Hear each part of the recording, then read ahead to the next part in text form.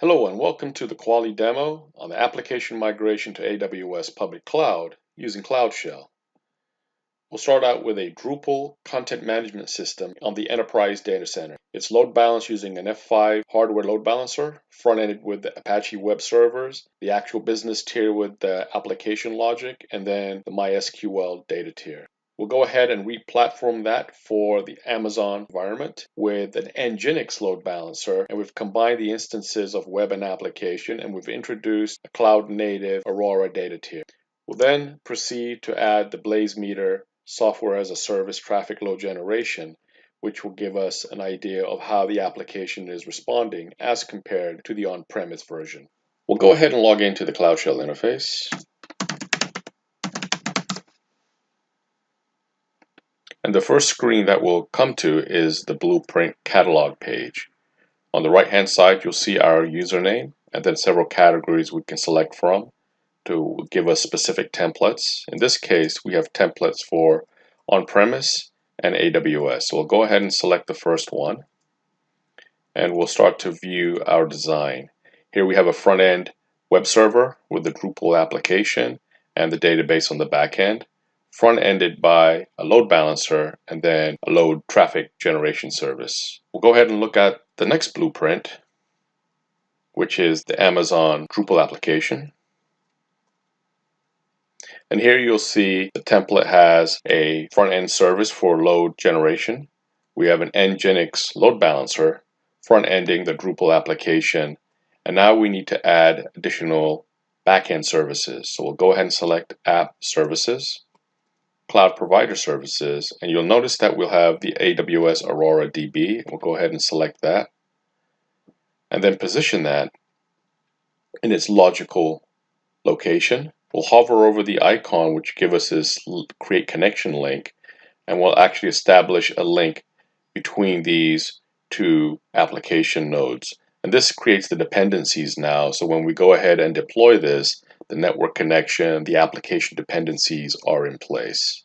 At this stage, we are now ready to deploy this application design, and so we look at the instructions to make sure that we have all the steps in place, the solution components, the required software builds, any modifications that we have to do to run the test, and gives us an architectural overview of what we're to expect.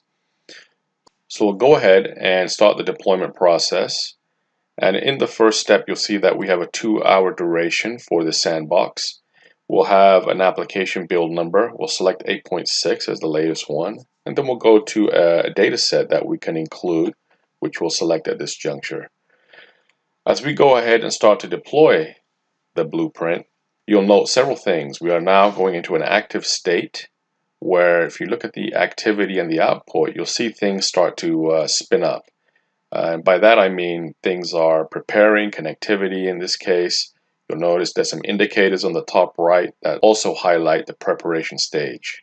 The next stage that you'll notice is the provisioning. So you will see the app deployments have started, IP addresses have been assigned, and now the connections are starting to be activated. And once the setup has been completed, you'll start to see that the build number is installed on the target instance, the application services have been launched, and the data set that we had selected is also being implemented. And the last component is launching the BlazeMeter service, and then the indication that the services have been successfully established. We can validate the nodes are actually in place by going to the Amazon console, doing a refresh here, and you'll note that the nodes on the left-hand side are also in a running state. At this juncture, we can also validate that the application is accessible. So I can hover over the Drupal content management application, and there I have some options to validate how I can access the application. I'll go ahead and select web, and you'll note that now the website has been launched, or the application in this case, and I can validate accessibility by just navigating to a few buttons.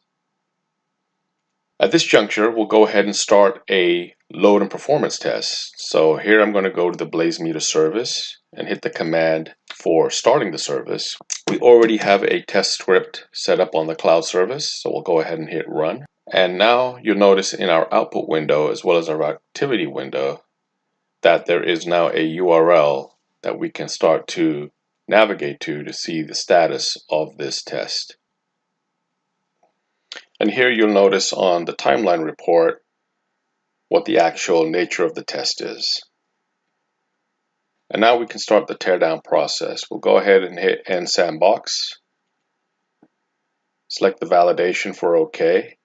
And now we'll start to see in our activity and output windows that things are starting to terminate. The teardown has begun and the apps are being powered off and deleted. Once the sandbox teardown is completed, you'll note the output window says finish successfully. On the top right, it'll say completed. And now we can validate that in the Amazon instance, doing a refresh. And you notice that the instances are now terminated.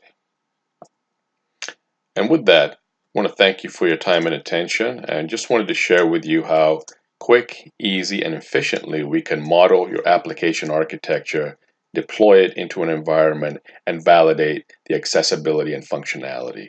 So thank you for your time and attention. Please stay in touch, and you can get more information at these following links.